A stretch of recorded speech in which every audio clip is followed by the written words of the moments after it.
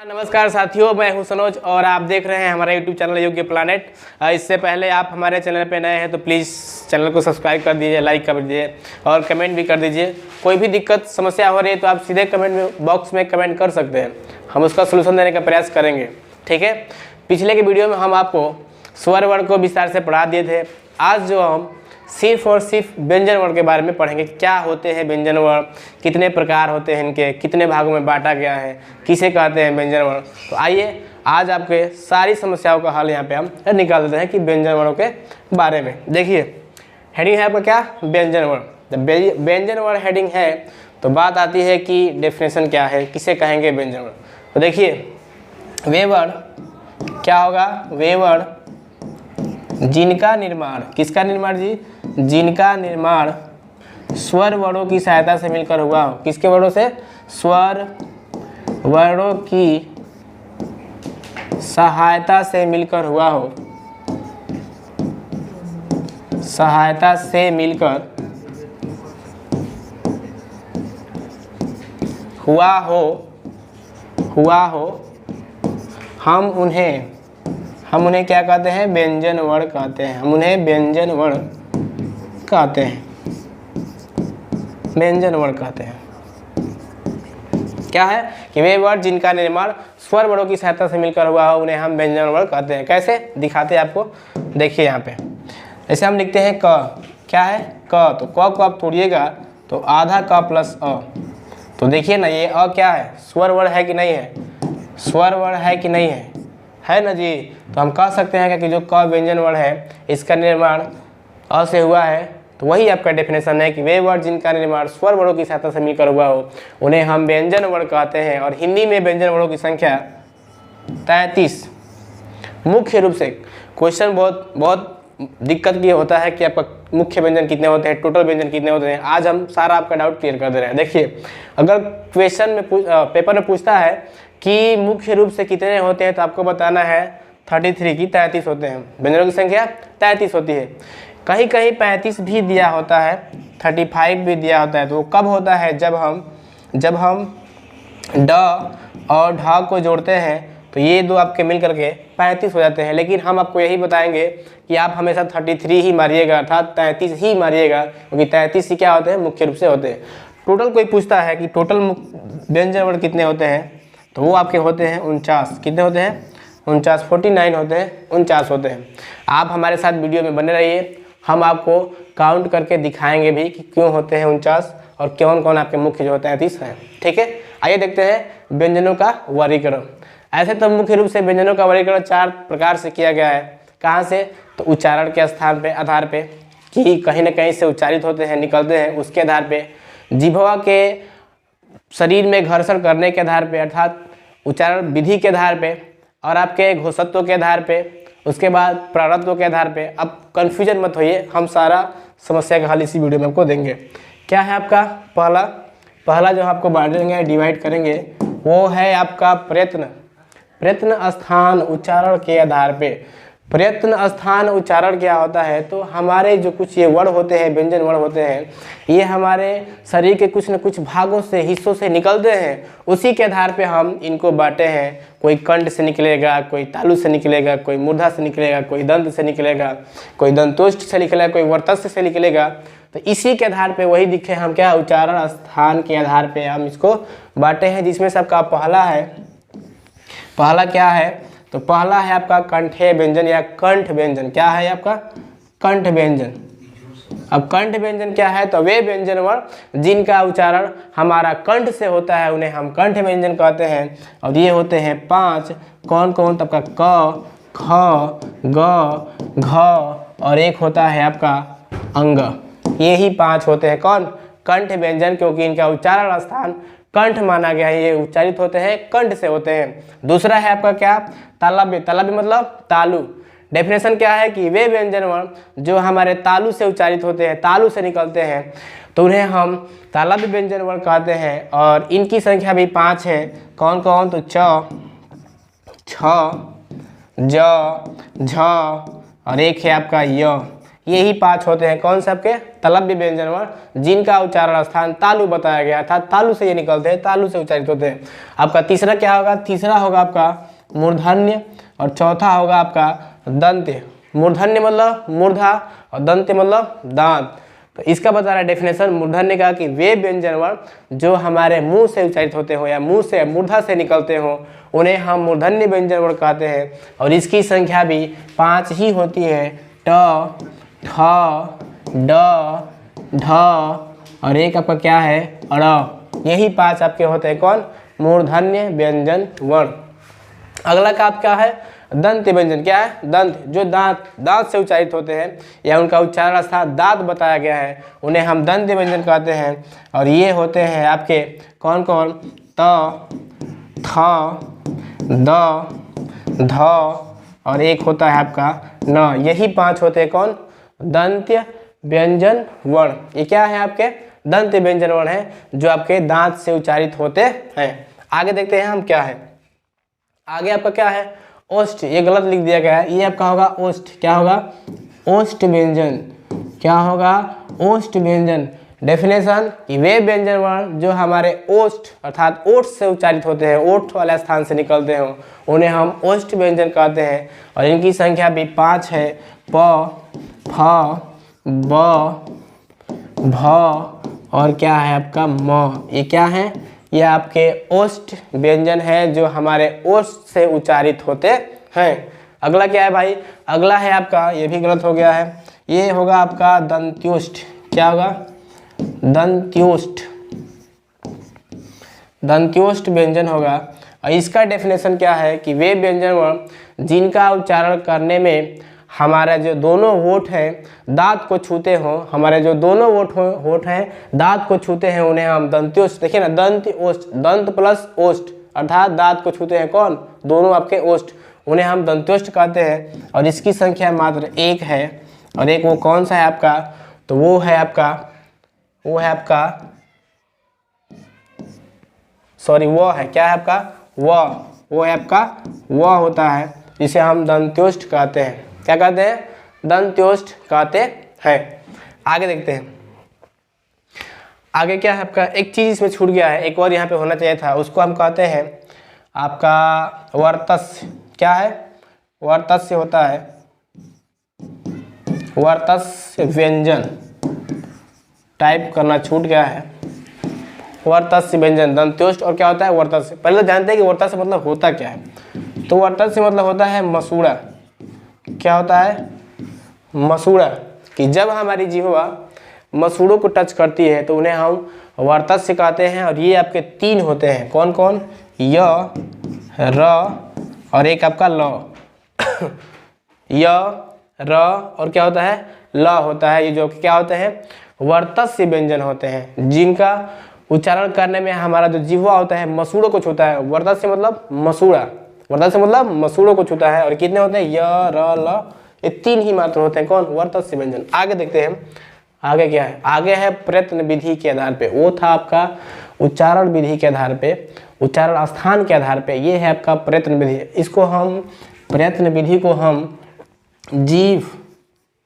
जीभ घर्षण अर्थात जब जिह्वा हमारी घर्षण करती है उसके आधार पर भी इसको हम कह सकते हैं। प्रयत्न विधि को हम जिह्वा के घर्षण करने के आधार पर भी कह सकते हैं। और जिह्वा के घर्षण करने के आधार पे जो आपका पहला होगा स्पर्श व्यंजन। क्या होगा?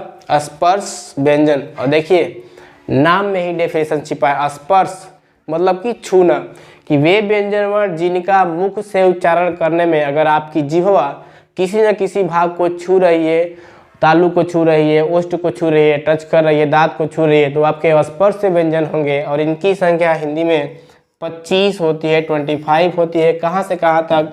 तो क से लेकर म तक। कहाँ तक? क से लेकर म तक इनकी संख्या होती है। और जब आप क से लेकर म तक के वर्णों को काउंट करेंगे तो इनकी संख्या 25 ही होगी, 25 ही मिलेगा। इन्हें हम वर्गीय व्यंजन भी कहते हैं। क्या कहते हैं? वर्गीय। वर्गीय क्यों कहते हैं? क्योंकि आपको पहले पढ़ाया था, इनको 5-5 का ग्रुप में बांट दिया गया है। पहले को क वर्ग, दूसरे को च वर्ग, तीसरे को ट वर्ग, चौथे को त वर्ग, पांचवें को प वर्ग। तो इसलिए बांटने के वर्ग में बांटने के कारण इन्हें हम वर्गीय व्यंजन भी कहते हैं, जिनकी संख्या कितनी होती है 25 होती है और इनके उच्चारण में हमारी जो जिह्वा है किसी न किसी भाग को छूती है, टच करती है, इसलिए इनका नाम दिया क्या अस्पर्श व्यंजन। ऐसा है कि समझ में आया होगा। आगे क्या आपका, ये गलत लिख दिया गया, ये संघर्षी होना चाहिए यहाँ पे, स्पर्श संघर्षी व्यंजन। क्या होगा, स्पर्श संघर्षी व्यंजन। मतलब कुछ ऐसे हैं, देखिए ये जो 25 होते हैं इसमें से जो च वर्ग ऐसा वर्ग है जिसका उच्चारण जैसे ही होता है तो वो वर्ग जो वर्ड निकलते हैं आपके मुख से वो संघर्ष करते हैं, घर्षण करते हैं। संघर्ष मतलब घर्षण करते हैं, हवा ज़्यादा मात्रा में निकलता है। तो इन्हीं के आधार पर अर्थात स्पर्श संघर्षी व्यंजनों के आधार पर हम इसको बांटे हैं। और ये आपके च वर्ग ही होते हैं। कौन वर्ग होते हैं, च वर्ग ही होते हैं, क्योंकि च वर्ग को देखा गया अक्सर कि इनके उच्चारण करने में जो हवा है उष्मा है बड़ा घर्षण करके निकलती है, संघर्ष करके निकलती है, नाक से निकलती है, इसीलिए इन्हें हम स्पर्श संघर्षी व्यंजन भी कहते हैं। किसको, च वर्ग को, च वर्ग को स्पर्श संघर्षी व्यंजन भी कहते हैं। और कौन कौन से होते हैं, तो पहला आपका च होता है, छ होता है, ज होता है और एक आपका झ होता है और क्या होता है आपका य होता है। ये किसे कहते हैं इन्हें, तो स्पर्श संघर्षी व्यंजन इन्हें कहते हैं। आगे देखिए, आगे क्या है आपका, आगे है आपका नासिक के व्यंजन। अब ये नासिक के व्यंजन क्या होते हैं, ध्यान सुनिएगा। नासिक के व्यंजन कि वे व्यंजन वर्ण जिनका उच्चारण करने में अगर आप नासिका से घर्षण हो रहा है, हवा नासिका से अर्थात नाक से घर्षण करके रगड़ करके निकल रही है, तो उन्हें हम नासिक के व्यंजन कहते हैं। एक बार और देखिए कि वे व्यंजन वर्ण जिनका उच्चारण करने में अगर नासिका से हवा घर्षण करके, नाक से हवा घर्षण करके निकल रही है, तो उन्हें हम नासिक के व्यंजन कहते हैं। और ये पंचमाक्षर होते हैं। अब ये बात आती है पंचमाक्षर क्या होते हैं, हम बता दे रहे हैं आपको पंचमाक्षर क्या होते हैं। देखिए प्रत्येक वर्ग का क वर्ग है, ट वर्ग है, च वर्ग है, प वर्ग है, त वर्ग है, प्रत्येक वर्ग का जो लास्ट अर्थात पांचवा जो वर्ण होता है उन्हें हम पंचमाक्षर कहते हैं। एक बार आपको दिखा दे रहे हैं, क, ख, ग, घ, अंग, च, छ, ज, झ, य, ट, ठ, ड, ढ, ड़, त, थ, द, ध और न, प, फ, ब, भ और म। तो देखिए इसका नाम क्या है, क वर्ग, इसका च वर्ग, इसका ट वर्ग, इसका त वर्ग, इसका प वर्ग। प्रत्येक वर्गों का अपना अपना नाम होता है। नाम कैसा होता है, तो उसी वर्ग के पहले अक्षर से उनका वर्ण से उसका नाम होता है। और देखिए ना इसका लास्ट वाला क्या है, पांचवा अक्षर, 1 2 3 4 5। ये जिसका पांचवा अक्षर है, कौन कौन, अंग है, य है, ड़ है, न है, म है, इनको हम पंचमाक्षर कहते हैं। 5 अक्षरों का ग्रुप को हम पंचमाक्षर कहते हैं। और इन्हें क्या कहते हैं, नासिक के व्यंजन कहते हैं, क्योंकि इनका जैसे ही उच्चारण होता है तो हवा जो होती है नासिका से घर्षण करके अर्थात रगड़ करके निकलती है, इसीलिए इनको हम नासिक के व्यंजन कहते हैं। इनकी संख्या 5 होती है। कौन कौन, तो आपका एक होगा अंग, एक होगा आपका य, एक होगा आपका ड़ और न और क्या होगा आपका म। यही होते हैं 5 नासिक के व्यंजन वर्ण। आगे देखते हैं आगे क्या है, आगे क्या क्या है आपका उत्क्षिपट। ये गलत लिख दिया गया है, ये होते हैं उत्क्षिप्त व्यंजन। क्या होते हैं, कलर चेंज करेंगे यहाँ पे थोड़ा सा हम, ये होते हैं आपके उत्क्षिप्त व्यंजन। ये अच्छा नहीं चल रहा है, उत्क्षिप्त व्यंजन क्या होते हैं, उत्क्षिप्त व्यंजन। ये गलत लिख दिया गया है, यहाँ पे लिख दे रहे हैं उत्क्षिप्त। क्या होते हैं, उत्क्षिप्त व्यंजन, उत्क्षिप्त व्यंजन। ये गलत लिख दिया गया था। क्यों उत्क्षिप्त व्यंजन, उत्क्षिप्त व्यंजन किसे कहते हैं, आप डेफिनेशन में मत जाएगा, जो हम बोल रहे हैं वो सटीक वही डिफिनेशन हो सकता है। ये भी सही लिखा गया है, थोड़ा टाइप करने में दिक्कत हो गया है। फिलहाल आप जानिए क्या है आपका उत्क्षिप्त व्यंजन। इसको हम अन्य या अतिरिक्त व्यंजन भी कहते हैं। अब क्यों कहते हैं अभी आपको दिखाएंगे हम। अन्य या अतिरिक्त, क्या है आपका अन्य या अतिरिक्त व्यंजन, अन्य या अतिरिक्त व्यंजन भी कहते हैं। देखिए उत्क्षिप्त वर्ण वे वर्ण होते हैं, उत्क्षिप्त वर्ण वे वर्ण होते हैं जिनका निर्माण ड और ढ से निकल करके हुआ हो। अब कैसे आपको हम दिखाते हैं, यहाँ पे एक पेज ऐड कर ले रहे हैं। देखिए उत्क्षिप्त व्यंजन, अब ये उत्क्षिप्त व्यंजन क्या होंगे, अच्छा से नहीं लिखा गया है, उच्छिप्त व्यंजन ऐसे लिखा जाएगा, उच्छिप्त व्यंजन। क्या हुआ है कि जिनका निर्माण ड और ढ से निकल करके हुआ हो, ड और ढ से निकल करके हुआ हो। जैसे आपको हम अच्छे से समझा रहे, देखिए अगर आपको सड़क लिखना हो, सड़क लिखना हो तो आप ऐसे लिखेंगे, क्योंकि हमारे पास तो यही ना वर्ण है जी। इसके अंदर देखिए आपको अगर सड़क लिखना हो तो आप ऐसे लिखेंगे, क्यों? हमारे पास जो वर्ण है, हमारे पास जो वर्ण है क्या है आपका, ड और ढ है, इनके अंदर नीचे बिंदी नहीं लगी है। लेकिन यहाँ पे क्या है, यहाँ पे क्या था आपका, यहाँ पे ये था आपका कि ये आपका यहाँ पे ये था कि सड़क हम ऐसे लिख लेते हैं, सड़क ऐसे लिखते हैं सड़क, और ये आपका क्या है, सड़क। ई है आपका सड़क और ई है आपका सड़क, लेकिन हमारे पास जो रहेगा उसी से तो हम लिखेंगे। ये आप गलत नहीं लिखें, क्या लिखें, सही लिखें, क्योंकि आपके पास जो वर्ण होंगे उसी के तो प्रयोग करके लिखेंगे। लेकिन देखा गया क्या कि व्याकरण तो वह है जिसके, व्याकरण वह साधन है जिसके अनुसार हम किसी भी वर्ण को या शब्द को या वाक्य को शुद्ध शुद्ध बोलते हैं, लिखते हैं, पढ़ते हैं ना जी। तो ये तो गलत होगा उसकी दृष्टि से। तो देखा गया कि सड़क ऐसे सही लिखा जाएगा, तो हमें इन दो नए वर्डों का जरूरत पड़ गया है। इसे पढ़ना भी लिखना होता है तो पढ़ना, वास्तव में लिखा जाता है ऐसे लिखा जाता है पढ़ना, लेकिन ये सही नहीं है पढ़ना। वास्तव में लिखते क्या है सही से, तो ऐसे लिखते हैं पढ़ना, पढ़ना, ये वाला सही है। दिक्कत ये है कि हमारे पास तो यही वर्ण है, हमारे पास कौन है, यही वर्ण है, फिर ये बिंदी वाले वर्ण कहाँ से हैं? तो इन्हीं को देखते हुए हमें दो नए और वर्णों का निर्माण हो गया। जब इनके ड के नीचे एक बिंदी लग जाती है तो एक नए वर्ण का निर्माण हो जाता है, इसका नाम है ड़। और एक ढ के नीचे जब बिंदी लगती है तो एक नए वर्ण का निर्माण होता है, इसका नाम है ढ। तो इसे ही हम अन्य या अतिरिक्त व्यंजन कहते हैं। क्या कहते हैं? इसलिए हम इसे अन्य या अतिरिक्त व्यंजन कहते हैं। इसे हम क्या कहते हैं? अन्य या अतिरिक्त व्यंजन कहते हैं। इसलिए इसका नाम क्या दिए हम? अन्य या अतिरिक्त व्यंजन नाम दिए। क्यों? क्योंकि इनका निर्माण ड और ढ से निकल करके हुआ हो, या इन्हें हम उच्छिप्त व्यंजन भी कहते हैं। तो ये क्या था आपका? ये था आपका उच्चारण स्थान नहीं था आपके, क्या था? उच्चारण विधि के आधार पर था, अर्थात नासिका से हवा और क्या जिह्वा को टच करने के आधार पर था, घर्षण करने के आधार पर था। क्या थे? ये आपके व्यंजन वर्ण। आगे देखते हैं क्या है आपका। आगे आपका क्या है? आगे है आपका नासिकी व्यंजन, जो बता दिया आपको। नासिकी व्यंजन क्या है बता दिया था ना आपको। तो चलिए आगे देखते हैं आगे आपका क्या है। तो आगे आपका है लुंठित व्यंजन। क्या है? लुंठित, ये गलत लिख दिया गया है। ये आपका क्या होगा? लुंठित। क्या है आपका? लुंठित व्यंजन। लुंठित व्यंजन क्या होते हैं? तो देखिए, जब जीभ तालु से लुढ़क कर स्पर्श करती है, अर्थात जब हमारी जीभ है तालु को लुढ़क करके स्पर्श करती है, जब हमारी जिह्वा तालु को लुढ़क करके स्पर्श करती है, तो उसे हम लुंठित व्यंजन कहते हैं। और ये मात्र एक होता है, वो कौन सा होता है आपका? तो वो है आपका र। कौन होता है आपका? र जो होता है लुंठित व्यंजन वर्ण होता है। क्या होता है? लुंठित व्यंजन वर्ण होता है। र जो है आपका लुंठित व्यंजन वर्ण होता है। आगे देखते हैं आगे आपका क्या है। तो आगे आपका है पार्श्विक व्यंजन। ये भी गलत लिख दिया गया है। ये आपका क्या होगा? पार्श्विक होगा। क्या होगा? पार्श्विक होगा, या पार्श्व आप कर सकते हैं इसको। पार्श्व व्यंजन क्या है आपका? ये पार्श्व व्यंजन। पार्श्व व्यंजन क्या होते हैं ये ध्यान से सुनिएगा। जीभ तालु को छुए लेकिन हवा क्या हो जाए? बगल से निकल जाए। देखिए इसमें क्या था कि जीभ जो थी तालु को लुढ़क करके छू रही थी, तो उसे हम कहते हैं लुंठित व्यंजन। वो मात्र एक है, वो है आपका र। और जब आपका जीभ तालु को छुए, और छुए बिना क्या बगल से साइड से हवा जब निकल जाए, पास हो जाए, तो उसे हम पार्श्व व्यंजन कहते हैं। क्या कहते हैं? पार्श्व व्यंजन कहते हैं। और इसकी संख्या मात्र एक है, वो भी कौन सा आपका होता है? तो वो आपका ल होता है। क्या होता है? ल होता है। एक बार और मेरे साथ मिलाइए।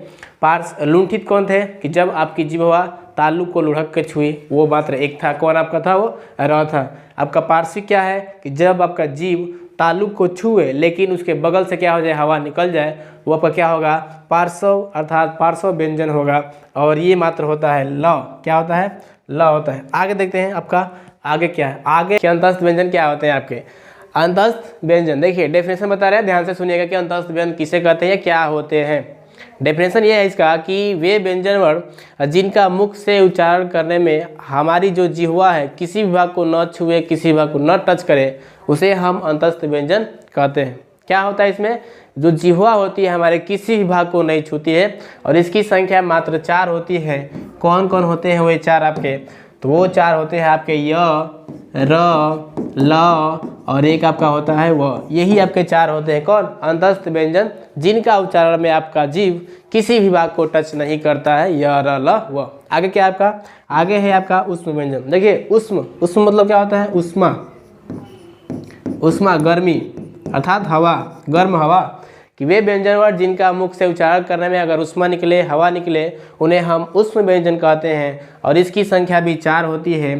तलावी स, मूर्धनी स, दांती स और एक क्या होता है आपका ह। कौन कौन होते हैं आप, तो तीनों आपका स होता है और एक क्या होता है आपका ह होता है। इसको आप चाहें तो बोल के भी देख सकते हैं, ट्राई कर सकते हैं। उष्मा निकलता है, हवा निकलता है। तो ये क्या था आपके, अंतस्थ था और क्या था आपका उष्म व्यंजन था। आगे देखते हैं आगे किसके आधार पर है आपका है।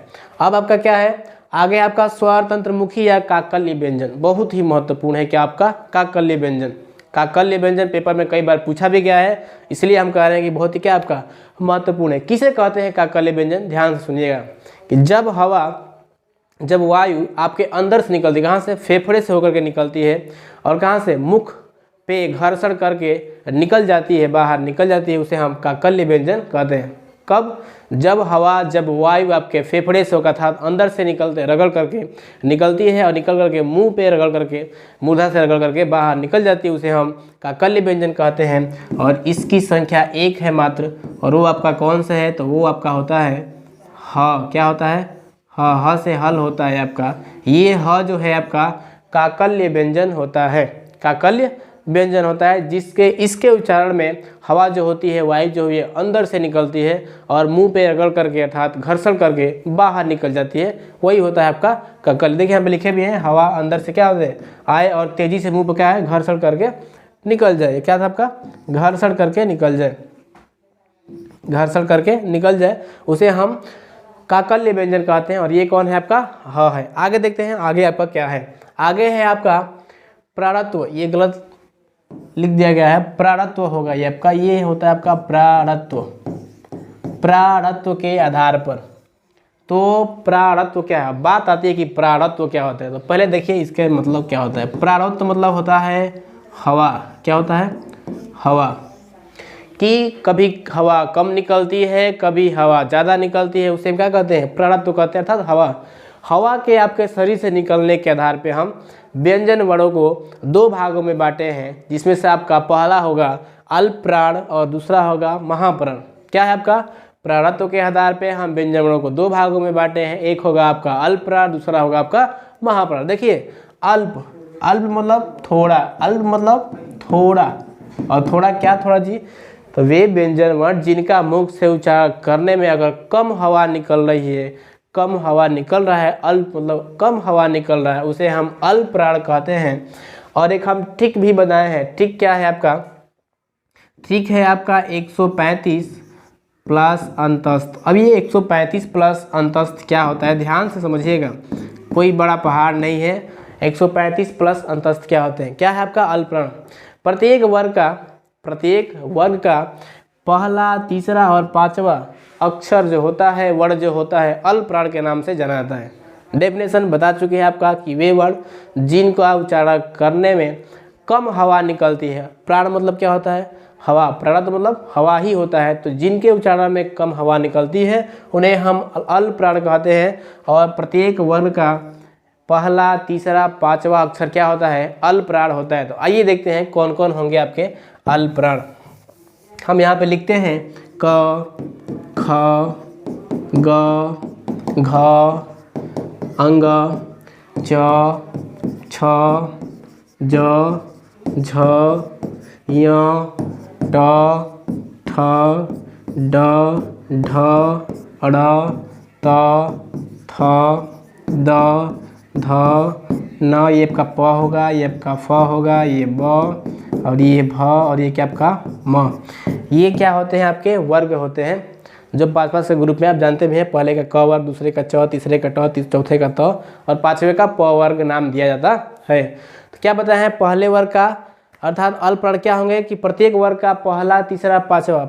ये कौन सा आपका है, पहला है, ये दूसरा है, ये तीसरा है, चौथा है, पांचवा। तो कौन कौन होते हैं, तो पहला तीसरा पांचवा अर्थात पहला तीसरा और पांचवा जो होंगे क्या होंगे आपके अल्पप्राण व्यंजन होंगे। क्या होंगे, अल्पप्राण व्यंजन होंगे। कौन कौन, अल्पप्राण व्यंजन आपके होंगे, अल्पप्राण व्यंजन आपके होंगे। क्या होंगे, तो पहला तीसरा और पांचवा आपके अल्पप्राण व्यंजन होते हैं। देख रहे हैं। अब प्लस अंतस्थ। अंतस्थ क्या होते हैं, तो वे व्यंजन जिनका मुख से उच्चारण करने में हमारे जीवा किसी भाग को नहीं छूती है, अंतस्थ होते हैं। इनकी संख्या 4। कौन कौन 4, तो वो आपके 4 ये होते हैं अंतस्थ। कौन कौन होते हैं, तो य, र, ल और क्या होता है व। अर्थात प्रत्येक वर्ग का पहला तीसरा पांचवा और प्लस य, र, ल, व अंतस्थ ये क्या होते हैं, अल्पप्राण होते हैं। इन वर्णों का उच्चारण करने में आपके मुख से कम हवा निकलती है, कम हवा निकलती है, इसलिए उनको अल्पप्राण कहा गया है। आगे आपका क्या है, महाप्राण।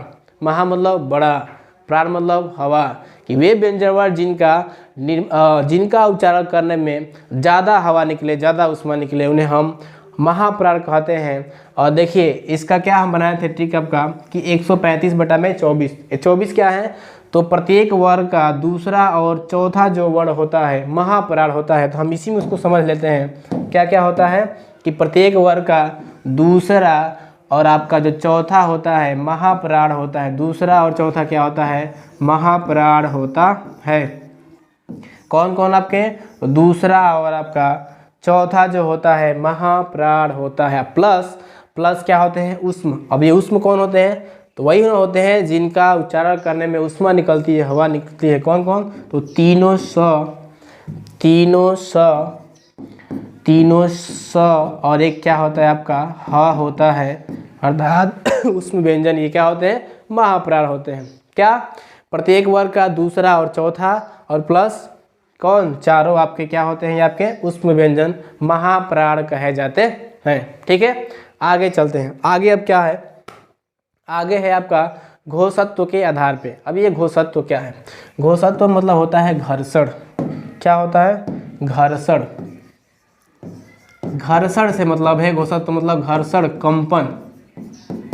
किससे मतलब है, घर्षण और कंपन से मतलब है कि कुछ ऐसे वर्ण होते हैं जिनका उच्चारण करने में कंपन होता है, स्वर तंत्रियों में कंपन होता है। तो इन्हीं के आधार पर अर्थात घर्षण अर्थात घोषत्व के आधार पे वर्णों को, व्यंजन वर्णों को 2 भागों में बांटा गया है। और वो कौन कौन से, तो एक आपका है अघोष और एक है आपका सघोष। सघोष को हम घोष भी कहते हैं, इसमें कोई दिक्कत की बात नहीं है। क्या है आपका अघोष और एक क्या है आपका सघोष। अब जान लेते हैं कौन होते हैं सघोष और कौन होते हैं अघोष। पहला आपका क्या है, अघोष। क्या है, अघोष। अघोष मतलब क्या, घोष मतलब क्या होता है, घर्षण। अर्थात कुछ ऐसे व्यंजन वर्ण होते हैं जिनका उच्चारण में स्वर तंत्रियों में कंपन होता है, घर्षण होता है, उन्हें हम घोषत्व कहते हैं। और अघोष वे होंगे जिनका मुख से उच्चारण करने में कंपन नहीं होगा, कम होगा, ना के बराबर होगा। क्या होगा, एक बार देखिए, अघोष कौन होंगे, तो अघोष वे वर्ण होंगे, वे व्यंजन वर्ण होंगे जिनका मुख से उच्चारण करने में कंपन बहुत कम होगा, ना के बराबर होगा, उन्हें हम अघोष कहेंगे। और अघोष और घोष को भी जानने के लिए हमें फिर से उन वर्णों को लिखना पड़ेगा, उन वर्गों को लिखना पड़ेगा। कौन कौन से, तो आपके क, ख, ग, घ और एक पर क्या है अंग, च, छ, ज, ज, झ और एक क्या है य, ट, ठ, ट, ठ, ड, ढ, ड़, त, थ, द, थ और एक क्या आपका न, प, फ, ब, भ और आपका क्या है म। देखिए इसका क्या ट्रिक है, 135/24 क्या होते हैं आपके, देखिए तो प्रत्येक वर्ग का पहला तीसरा और पांचवा क्या होता है, प्रत्येक वर्ग का पहला तीसरा और पांचवा जो होता है आपका, ये क्या होता है, अघोष होता है। क्या होता है, अघोष होता है। प्रत्येक वर्ग का पहला तीसरा पांचवा जो अक्षर होता है क्या होता है, अघोष होता है। यहाँ पे हम आपको करके दिखा रहे हैं। देखिए पहला है, तीसरा और क्या है, पांचवा है। इसमें पहला कौन है, तो ये आपका पहला कौन सा होगा, ये पहला है, ये तीसरा है और ये क्या आपका पांचवा है। और साथ ही साथ प्लस ऊष्म व्यंजन क्या होते हैं, ऊष्म व्यंजन जो होते हैं स, तीनों स, ह नहीं होता है, बताएंगे ह क्या होता है। ह जो होता है अघोष होता है, क्या होता है, सॉरी, ह जो होता है सघोष होता है, अघोष नहीं होता है।